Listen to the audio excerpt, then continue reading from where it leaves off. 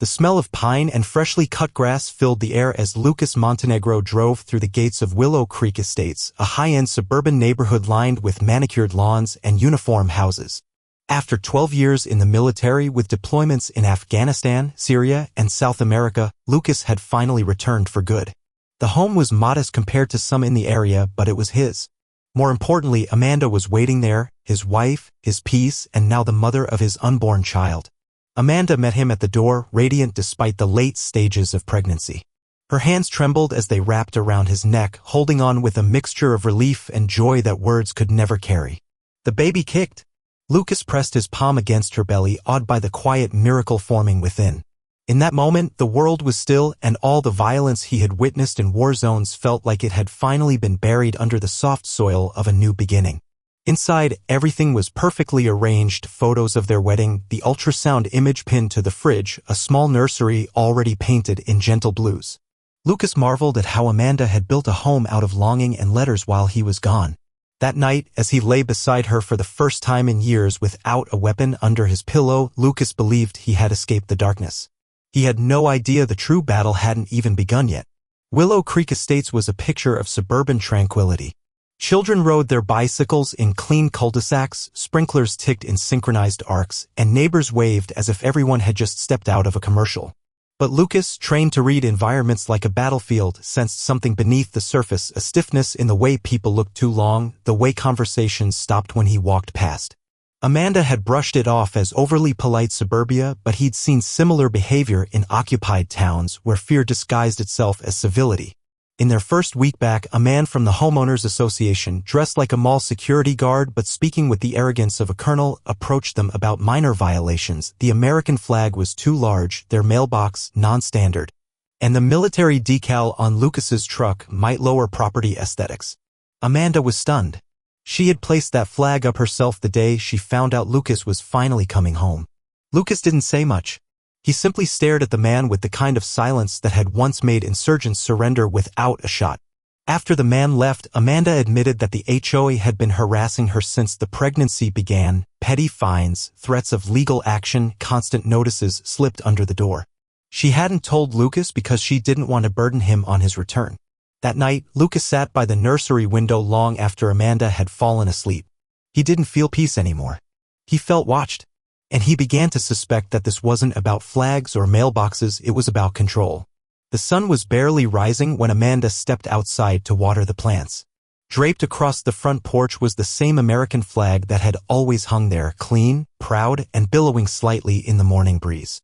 As she adjusted its pole to secure it more tightly, a black SUV pulled up, tires crunching slowly over the driveway gravel. Out stepped two HOA enforcers, larger men in navy blue polos, one holding a clipboard, the other already walking with the casual menace of someone who expected obedience. Amanda, always calm in conflict, smiled politely and asked how she could help. The men didn't return the gesture. The one with the clipboard barked that the flag had to come down immediately. When Amanda questioned why, the second man stepped closer, invading her space. She stood her ground. "My husband fought for that flag," she said firmly, one hand resting on her pregnant belly. That was when the shouting started. The second man shoved the flagpole with the back of his arm, and Amanda reacted, reflexively grabbing it to prevent it from falling. That moment of defiance lit a spark. What happened next would play over and over in security footage, slow-motion memory, and courtroom analysis. The enforcer struck her across the face. Amanda fell backward, hitting the brick steps hard, one hand reaching for her belly, the other grasping at the air. The men panicked. One yelled something unintelligible and they both fled the scene. A neighbor screamed. Paramedics arrived within minutes. By the time Lucas got the call, Amanda was already in surgery. He arrived at the hospital too late to hear the heartbeat. The baby was gone. Lucas stood in the hallway of the hospital, his fists clenched so tightly his nails dug into his palms. Amanda was unconscious in the ICU, her face bruised, her body pale and weak. The doctors told him gently, but nothing could soften the words. The trauma had triggered placental abruption. Their child, a boy, according to the sonographer, had been lost before they could even name him. Grief didn't come in tears. It came in silence, in that cold stillness before rage begins to boil. The police took his statement and Lucas delivered it with military precision. But when the officers returned with news that the suspects were being held for questioning and might be released on conditional bond, something inside him snapped. These were not thieves or drunks. These were men who had crossed a line with impunity, empowered by a system that treated a brutal assault on a pregnant woman as a civil dispute. The officer patted Lucas on the shoulder and said, "Let the system work." He might as well have spit in his face. That night, Lucas returned home alone. The house was too quiet, the nursery door cracked just enough to remind him of what he had lost. As he sat in the dark, the security footage played on his phone again and again, the shove, the blow, Amanda falling. Over and over. His training kicked in. Threat assessment. Tactical planning. Execution. These men had knocked on the wrong door. He wasn't just a grieving husband. He was a weapon forged in war, and now the war had come home. The following morning, Lucas went to the Willow Creek HOA headquarters, an upscale building that looked more like a golf club than a legal office. He didn't wear his uniform. He didn't need it. In civilian clothes, with calm in his step and fire in his eyes, he walked through the front doors and asked to speak with the director of enforcement. The receptionist looked nervous, sensing something beneath his composure. "Do you have an appointment?" she asked. "No," he replied. "But they have one with me." Inside the conference room, 3 men waited, the 2 enforcers who had assaulted Amanda and a man named Preston Voss, the HOA's executive director. Voss was polished, smug, and entirely unprepared for the storm standing in front of him. Lucas placed his phone on the table and hit play, the assault video, raw and damning. The room went silent as Amanda's scream echoed through the speakers. "You'll be hearing from our legal team," Voss said quickly. "That video is private property." Lucas leaned in. "So is my child," he growled. One of the enforcers stood and puffed out his chest, trying to re-establish dominance. Lucas didn't flinch. He simply listed the man's name, birthdate, prior misdemeanor, and the fact that his truck had a broken taillight and old Special Forces intimidation tactic. "Show the enemy you know everything." The man sat down again. Lucas turned to leave. "This is your warning," he said. "You had your chance at mercy. That door is closed now." And with that, the quiet soldier walked out, but war had already begun. The first to fall was the loudest of the enforcers, the one who had thrown the punch. His name was Brad Kenner, a former bar bouncer turned compliance officer who had a history of intimidation and low-level assault, most of it buried beneath sealed settlements. Lucas began his strategy with subtlety. He hacked into HOA records through a contact from his former unit, nothing too overt, just enough to trace addresses, routines, and weaknesses. Brad, it turned out, had more than one. Lucas waited until midnight on a Saturday. Brad staggered out of a strip mall bar, alone and confident, unaware that every step he took was now being watched. The ambush wasn't violent, it was surgical. Lucas pinned him in an alley, hand over mouth, voice like a whisper in his ear. "You touched my wife," he said, tightening the grip. "You killed my son." Brad flailed until Lucas whispered something else, his daughter's school name, his wife's work address. "You're going to resign and you're going to disappear. Or I won't warn you next time." Brad pissed himself. By morning, Brad's resignation was posted on the HOA website. No reason given. No ceremony. The neighborhood gossiped, but the board stayed silent. Lucas watched from his kitchen window, sipping black coffee as an unmarked van hauled away Brad's things.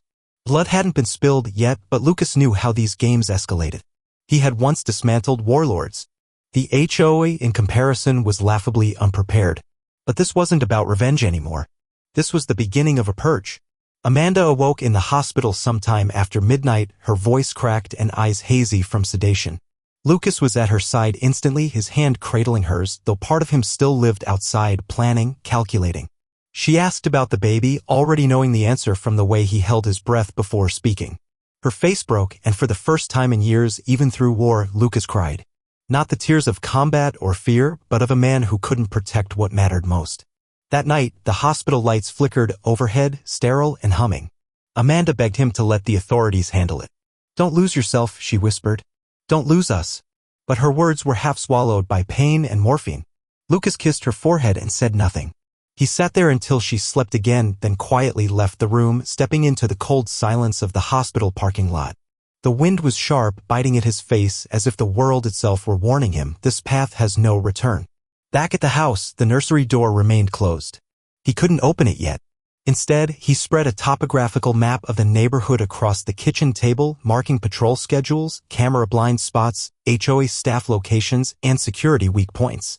The longest night wasn't one of combat, but one of internal war. Rage screamed for action, while Amanda's voice echoed in his mind. He had always fought for others. Now he fought for justice. But he feared what he might become in the process. The house had never felt so hollow. Each room seemed to echo with a presence that no longer existed. Lucas found himself standing outside the nursery door before dawn, hand hovering over the handle. When he finally pushed it open, the sight crushed him. Light blue walls, a white crib untouched, and a rocking chair Amanda had chosen online after weeks of careful searching. It was all there, waiting for a future that had been violently stolen. He knelt beside the crib and whispered the name they had picked out, Elias. The silence inside that room was unbearable. It wasn't just the absence of a baby's cry, it was the silence of what should have been. Lucas sat on the floor for over an hour, holding a small, folded onesie in his hands, tears tracking down the hardened lines of his face. This grief wasn't clean. It was jagged, irrational, and soaked with guilt. He had spent his life dodging bullets, surviving ambushes, pulling brothers out of fire.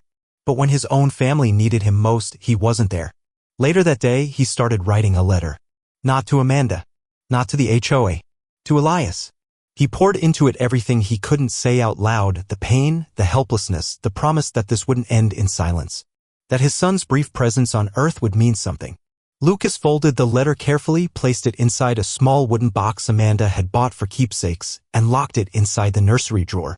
He stood, jaw clenched, spine straight. The next step wouldn't be driven by rage. It would be driven by purpose. Lucas sat across from the district attorney 2 days later, wearing a clean shirt and holding a flash drive containing the security footage of Amanda's assault. His voice was calm, every sentence clear, crisp, and surgically composed. "This is a felony assault on a pregnant woman," he said, sliding the drive across the desk. The DA, a sharp-looking man in his 40s, nodded solemnly, promised a swift response, and assured him that justice would be pursued to the fullest extent of the law. Lucas had heard that phrase before, in war zones where nothing ever changed. 3 days passed. Then 5. Then 8. No arrests. No charges filed. Amanda's hospital bills began arriving while the HOA issued a formal complaint accusing her of instigating a hostile confrontation. Lucas contacted a civil rights attorney only to be told the case would be difficult because of the HOA's extensive legal resources and political connections. The enforcers, meanwhile, remained free, protected by a network of influence woven deep into local law enforcement, courts, and real estate lobbies. What had felt like betrayal now resembled something worse, normalization. Lucas returned home that night more convinced than ever. The system wasn't broken, it was rigged. Designed to protect those with ties, titles, and leverage. What he had once believed in, the courts, the oaths, the institutions, had turned its back on the family of a soldier. The monsters didn't need to hide, they lived behind gates and HOA bylaws. That night, Lucas didn't write another letter. He sharpened a combat knife, reviewed his maps, and erased the line between restraint and resolve. The system had chosen its side. Now he would choose his. The mailbox was overflowing. HOA violation notices, late fee warnings, maintenance demands, all stacked neatly like blades hidden in envelopes. Lucas pulled them out with slow deliberation, laying them across the kitchen table like pieces of a puzzle. Each letter reeked of harassment wrapped in formalities. Amanda had told him she received at least 2 a week during his deployment, but seeing them in bulk, post-incident, made it clear. This wasn't regulation, it was warfare by bureaucracy.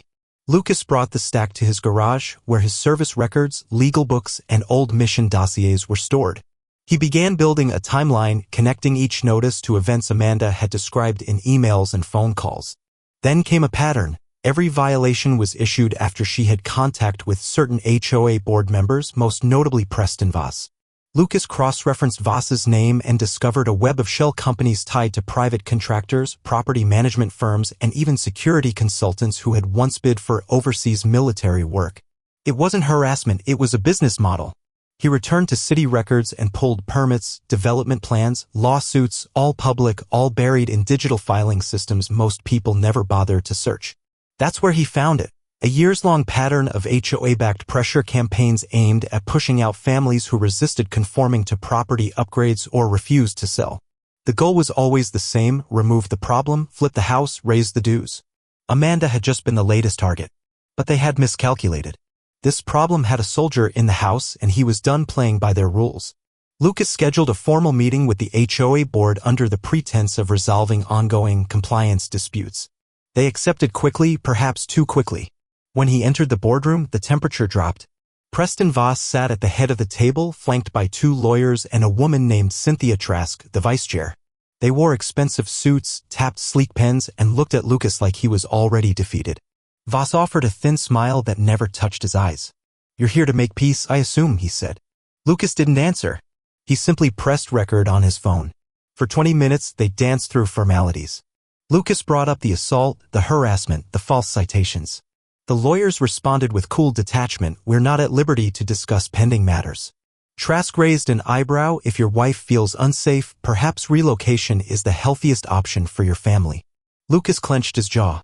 Then Voss leaned forward, hands folded like a preacher behind a pulpit. "Let's not pretend this is about morality. This is about control. You served your country fine. But here? You serve us." That smirk, so casual, so assured, was more infuriating than any punch. It was the face of someone who had destroyed families with impunity and been rewarded for it. Lucas stared at Voss for several seconds, his silence louder than any threat. Then he smiled, just slightly. "Thank you," he said, rising to his feet. This was useful. As he walked out, Lucas knew exactly what he had to do. He had been given the final confirmation. These people believed they were untouchable. He was going to show them just how wrong they were. Lucas hadn't worn his uniform since his discharge, but that didn't mean the soldier had left him. That night, in the cool silence of his garage, he unlocked an old footlocker marked with faded stencils, Montenegro, L, 3rd SFGA. Inside were memories of another life, tactical gear, encrypted notebooks, training manuals, a worn knife he'd carried through 2 combat zones. He unpacked each item methodically, not with nostalgia, but purpose. This wasn't for remembrance. It was for reactivation. He began his preparation like any operation: intelligence, surveillance, and control. He mapped the movement of HOA board members, monitored their schedules, and tested the responsiveness of local police to neighborhood calls. The board had grown sloppy in their arrogance, leaving digital traces, unprotected drives, and unsecured cameras. Lucas hacked in through an old wireless printer on the HOA network and gained access to internal messages, including conversations revealing that Amanda had been flagged as non-compliant before the assault with suggested escalation tactics. Each revelation sharpened his resolve. Lucas returned to the gym, trained harder, longer, deadlifting grief and sprinting through memories. But this was more than physical conditioning, it was mental recalibration. Tactical breathing returned. Situational awareness bloomed. The discipline that had once allowed him to infiltrate enemy compounds now found new purpose in the heart of suburban America. They thought they were dealing with a homeowner. What they had was a one-man battalion preparing for war in khakis and grief. In a dimly lit room that once served as Lucas's home office, the war returned. He cleared the desk of bills and insurance claims, replacing them with maps, blueprints of the HOA headquarters, printed emails, and photos of board members. Red string connected documents on a corkboard like arteries, patterns of corruption, financial exploitation, and psychological abuse. It was a war room now, and every face pinned there had a file, a weakness, a history. Lucas didn't just want justice. He wanted precision. The ghosts returned with the maps. Faces of men lost in desert sand and jungle rot. Their voices whispered from memory, always control the terrain. Don't react. Create the reaction. Lucas worked through the night, building profiles the way he once had for foreign insurgents. But these insurgents wore business suits and drove BMWs. Still, their patterns were familiar: intimidate, dominate, erase. The only difference was that this battlefield had homeowners' meetings and real estate kickbacks instead of gunfire.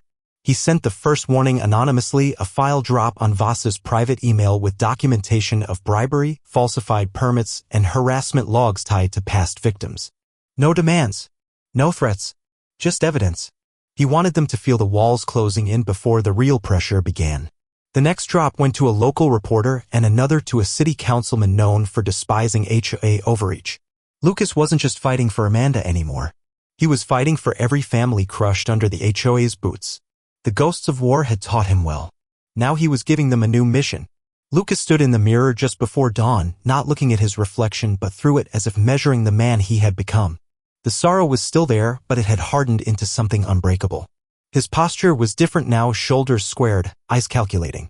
The grief that once paralyzed him had forged a new discipline, something dangerous but focused.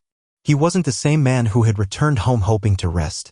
That man had died on the steps with his unborn son. What remained was someone with a mission. Amanda noticed the change. Even in her recovery, bruises fading and strength returning slowly, she could see it in the way Lucas moved, too silent, too precise. "You're planning something," she said softly one morning. Lucas didn't deny it. He kissed her forehead and said, "I'm making sure no one else goes through what you did." Her eyes filled, torn between fear and love. She knew this version of him. The war had brought it out once. Now injustice had summoned it back. "Just come back to me," she whispered. He promised he would. By midweek, the plan was in motion. Lucas used burner phones, encrypted messages, and decoy deliveries to begin dismantling the HOA's legal armor. He posed as an anonymous whistleblower to leak internal documents to city agencies, triggering audits. But it wasn't just paperwork. He coordinated small public disruptions, protests by ex-residents, flyers detailing HOA abuses, graffiti stenciled with phrases like HOA equals hostile occupation authority. The neighborhood that once slept under false peace was now wide awake, and Lucas was the alarm they couldn't shut off. The strike came at 2:47 a.m. It wasn't explosive, it was surgical. Lucas slipped into the HOA's operations office using a copied keycard he had lifted from a careless employee weeks earlier. Dressed in dark tactical gear, he moved like a shadow, disabling alarms in under 45 seconds. He wasn't there to destroy. Not yet. He was there to extract. Inside a locked filing cabinet were years of archived violations, internal memos, and settlement agreements hidden from public record, proof of a pattern: intimidation, forced foreclosures, and targeted harassment. He photographed every document with a military-grade mini-scanner, storing them in encrypted drives. Then came the second objective, planting a series of USB devices into the office's mainframe. These would slowly feed data to a secure cloud even after the systems were cleaned. Before leaving, Lucas placed a small envelope on the executive director's desk. Inside was a photo of Amanda, taken weeks before the assault, pregnant, smiling, full of life, with a single line written on the back: "You took something priceless. Now I take everything." The next morning, chaos erupted. Voss arrived at the office to find police already on site, called anonymously due to potential federal privacy violations. The IT system was under forensic lockdown. The board panicked. For the first time, the enforcers weren't sneering. They were sweating. Lucas watched from a distance, leaning against his truck, sunglasses on. No words, no threats, just the satisfaction of knowing that the first cut had landed deep. This was more than retribution. It was the beginning of a controlled collapse. Lucas had known the HOA was corrupt, but even he hadn't expected the web he uncovered.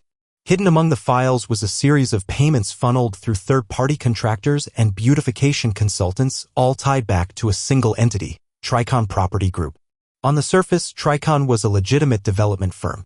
But digging deeper, Lucas traced it to a cluster of shell companies connected to Preston Voss himself, each designed to inflate property values by driving out families seen as resistance liabilities. It wasn't about rules. It was about real estate warfare. Through triangulated IP logs and account activity, Lucas uncovered HOA board members profiting directly from each eviction or coerced sale, homes flipped under market value, renovated through Tricon subsidiaries and sold at a premium. Dozens of families had been targeted over the last 5 years. Elderly couples, single mothers, veterans, people like Amanda. This wasn't just fraud. It was engineered displacement. And the law had ignored it because it wore the mask of corporate respectability. Lucas compiled everything: bank transfers, email trails, recorded calls, and built a digital dossier. It was more than enough to trigger federal interest if leaked properly. But Lucas didn't just want indictments. He wanted exposure. He wanted every neighbor sipping overpriced coffee on manicured lawns to know the blood price behind their neighborhood's perfection. He was no longer dismantling a system. He was pulling the veil from a lie and forcing the monsters into the sunlight. The man in the Lexus didn't live in Willow Creek Estates. He didn't show up in HOA meetings or newsletters. But Lucas had seen him, always in the background, always watching. Security footage from 3 different days placed him parked at the edge of the community, engine running, sunglasses on, never stepping out. At first, Lucas assumed he was private security. But deeper investigation revealed something more dangerous. The man wasn't an enforcer, he was an operative.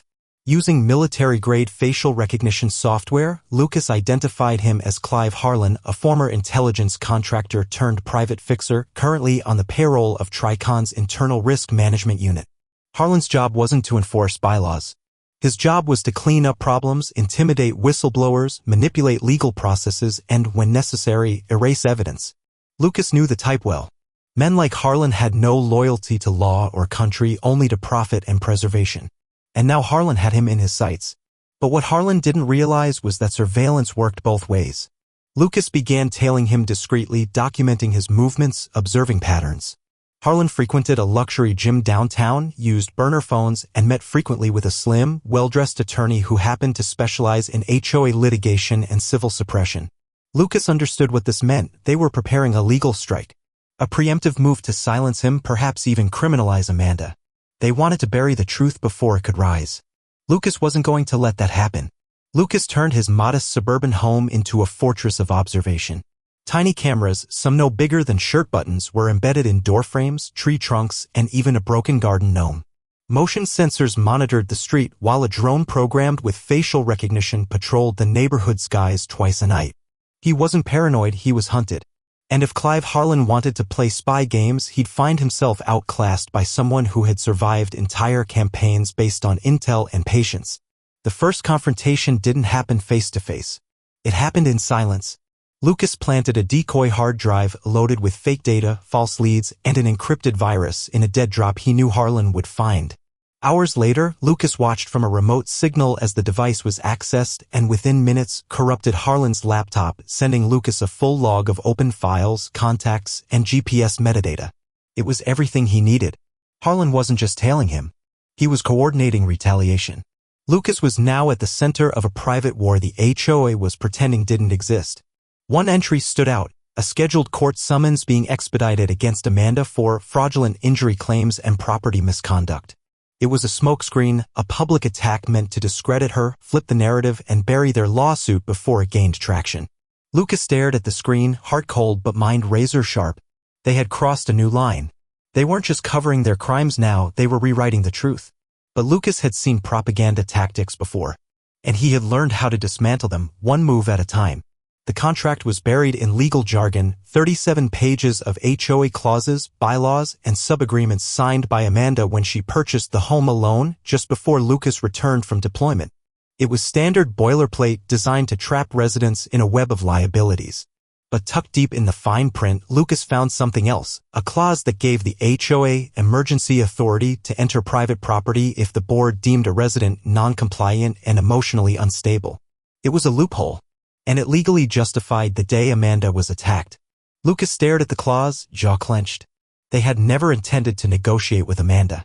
They had built the entire system to dominate, to create the illusion of consent, then weaponize it. That single paragraph had allowed men to barge onto his property and assault his wife under the guise of governance. Lucas didn't need any more proof. He needed to act. That night, he took the original signed contract from their files, walked out to the backyard, and set it on fire beneath a sky full of stars. As the paper curled and blackened, he felt something primal release. This wasn't legal rebellion. It was symbolic annihilation.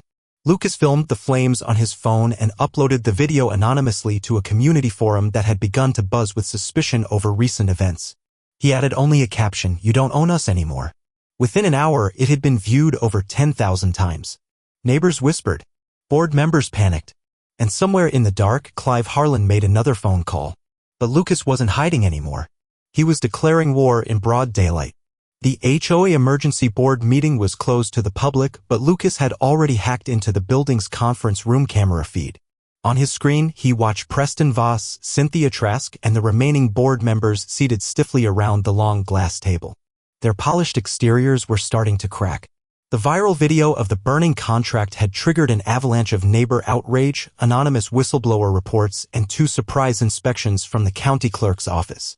The board looked less like rulers now and more like cornered animals in tailored suits. What Lucas found most interesting, though, wasn't fear. It was fracture.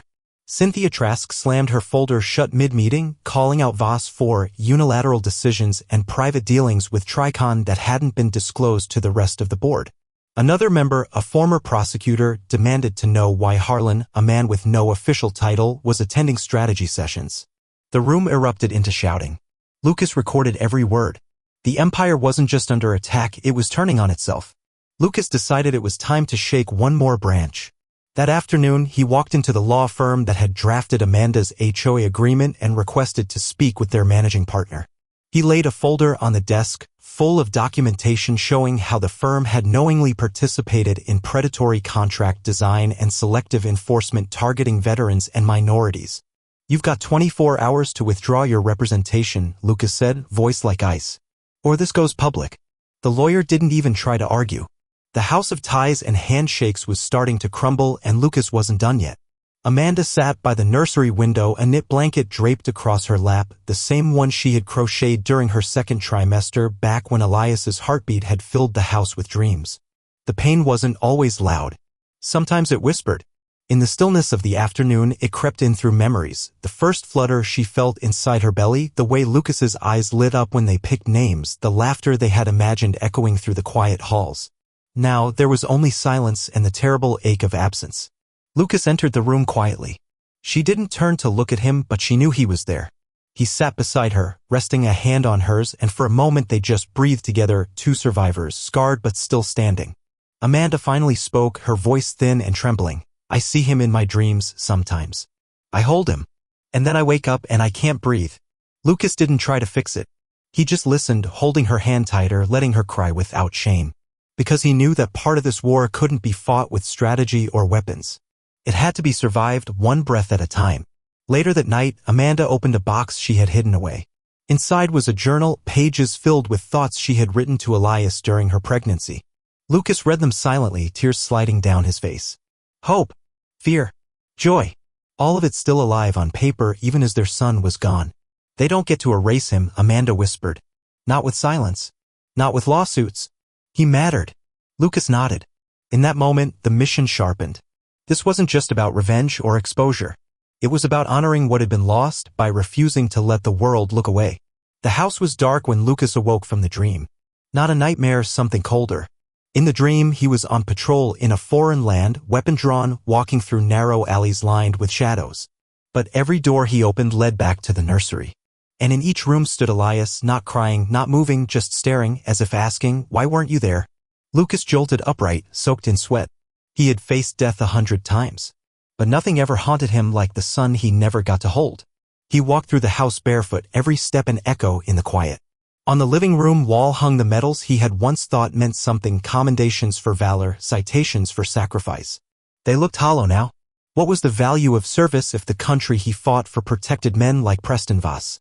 If the justice system turned its face away while murderers wore HOA badges? Lucas reached up and pulled the medals down, one by one, placing them in a shoebox. Symbols had failed him. Only truth and fire remained. That morning, Lucas made a new list. Not of enemies, but of victims. He began reaching out quietly, discreetly, to families who had lost their homes, been fined into ruin, or bullied into selling by the same HOA machinery that crushed Amanda. One by one, they responded. Stories poured in. Wrongful foreclosures, threats made to children, elderly parents humiliated at hearings. The pattern wasn't just real, it was monstrous. And now, for the first time, the dead weren't just grieving in silence. They were organizing through Lucas. And the monsters were running out of places to hide.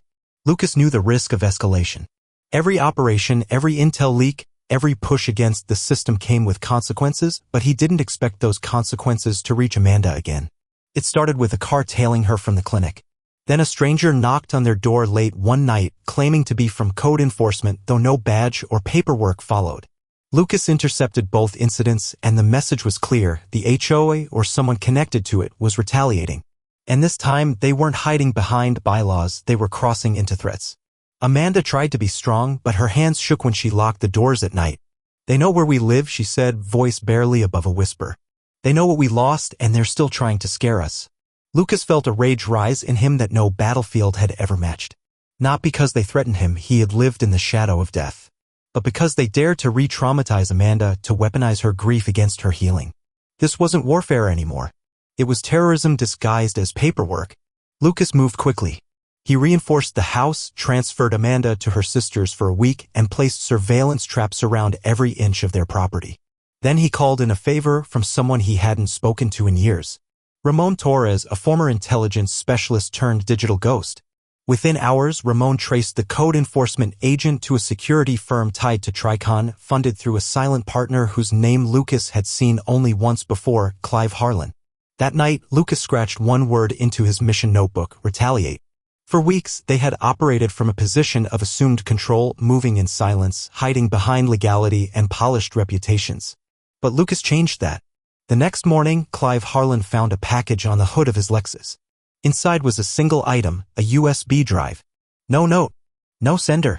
Just the unmistakable implication of someone watching. When he opened it later that day, he found a video compilation surveillance footage of himself walking into HOA meetings, stepping out of private offices, and exiting his gym. Each clip was timestamped, labeled, and precise. He wasn't the hunter anymore. Meanwhile, Preston Voss received an anonymous tip from a local journalist that a major exposé on HOA corruption, naming him personally, was in production and already had statements from a dozen former residents, including a veteran who had once served under a congressional medal recipient. Voss slammed the phone down, his hands shaking. His board members were jumping ship and legal counsel had stopped returning his calls. At the latest HOA meeting, half the seats were empty. The others were filled with eyes that once feared him but now only feared association. Back at home, Lucas reviewed every recording, every movement. He wasn't a ghost anymore. He wanted them to know his name. Lucas Montenegro. Not just a soldier. Not just a husband. A reckoning. Flyers began appearing throughout the neighborhood with the words, "Know who governs you," listing incidents, fines, illegal evictions, and photos of each board member. Residents who once looked away now looked angry. Whispers turned to accusations. Doors that once closed in Amanda's face now opened with apologies. The HOA had ruled with fear. But now fear had a new address and it was theirs. The community meeting was supposed to be routine, an open forum with residents to address concerns about recent events. The HOA had planned it carefully, neutral location, limited press, and a pre-written statement prepared by legal counsel. But when Lucas walked through the doors, flanked by 3 former residents and 2 local journalists with cameras rolling, everything changed. The quiet tension that followed him wasn't fear anymore, it was anticipation. The neighborhood had been waiting for someone to speak aloud what they had only dared to whisper. Lucas didn't yell. He didn't accuse. He stood calmly before the podium, held up a copy of the HOA charter, and began reading, line by line, every section that had been violated over the last 5 years. He named names, quoted dates, cited specific emails. And then he pulled out a photo of Amanda taken in the hospital bed, her hand on her belly where their son once lived. "This," he said, voice steady but cold, "is what your silence enabled." Gasps filled the room. One woman began to cry. A board member stood and walked out, his face pale as ash. When he finished, Lucas placed the entire dossier on the table, looked at the remaining board members, and said only 4 words, "This isn't over yet." The applause that followed wasn't loud, but it was steady, and it grew. Reporters approached. Former victims came forward. That night, the meeting went viral. It made the evening news. And suddenly, Lucas Montenegro wasn't just a man with grief. He was a symbol of resistance, of what happens when justice stops waiting to be delivered and starts wearing the face of those who have lost the most. The special emergency session was meant to be private. No media, no residents, just the remaining HOA board members and their legal team. But Lucas had anticipated this. Hidden microphones placed during a previous inspection picked up every word, every frantic whisper, every plan to scapegoat low-level staff and redirect blame. "If we don't distance ourselves, we're done," Trask said. "This is getting out of hand." And then Voss, sweating through his custom-tailored suit, muttered something no one expected him to say. "Maybe we went too far with the Montenegro woman." That recording was leaked within 20 minutes. The fallout was immediate. Residents stormed the next meeting, demanding resignations. Lawsuits multiplied. But Lucas wasn't finished. Through Ramon, he'd uncovered that several compliance officers had been off-the-books hires, paid in cash, no background checks. One of them had an outstanding assault charge in another state. Another had once been charged with elder abuse. All of it had been buried beneath falsified HR paperwork. Lucas gathered it into a new report, this one not for the neighborhood but for the state attorney general's office. Then came the final blow. Lucas filed a formal complaint backed by over 20 resident affidavits, pushing for the HOA's corporate charter to be dissolved. He didn't want a restructured board. He wanted the entire institution demolished. The legal team, realizing they'd be individually liable, turned on Voss. At the final closed-door meeting, the boardroom erupted. Trask slapped a resignation letter on the table and walked out. A junior attorney quit on the spot. Voss, red-faced and cornered, tried to call for order, but the power was gone. Justice had entered the boardroom and it came with teeth. The news broke like a thunderclap. State launches full investigation into Willow Creek HOA executive board under criminal review. Every local channel ran the story, complete with footage from the viral community meeting, interviews with former residents, and the now infamous quote from Preston Voss's private session. The gated perfection of Willow Creek Estates began to rot from the inside out, homeowners demanding refunds, resignations, and legal accountability. Contractors stopped working. Realtors stopped showing. The HOA's website vanished overnight, its silence louder than any denial. Voss tried to run damage control, appearing in a local radio interview to spin the story as a series of unfortunate misunderstandings. But his voice cracked. He knew what Lucas had uncovered: offshore accounts tied to Tricon, shell company kickbacks, falsified ledgers. Then the final nail came from within. A whistleblower, a former HOA financial clerk, turned over email chains directly implicating Voss and 2 other board members in asset acceleration schemes. In simpler terms, they created legal chaos to force residents out, then profited from the sales. It was organized theft with a homeowner-friendly face. By the end of the week, the board had collapsed. Voss resigned in disgrace. Trask filed for immunity in exchange for testimony. The HOA's charter was frozen, its bank accounts seized, its records subpoenaed. Lucas watched the neighborhood shift, not just structurally but spiritually. People opened their doors again. Some apologized. Others offered quiet thanks. Amanda returned to the house one morning and found a bouquet of blue forget-me-nots on the porch and signed. The empire had fallen. But the scars it left behind still ran deep, and Lucas knew the battle for healing was just beginning. The courtroom was overflowing.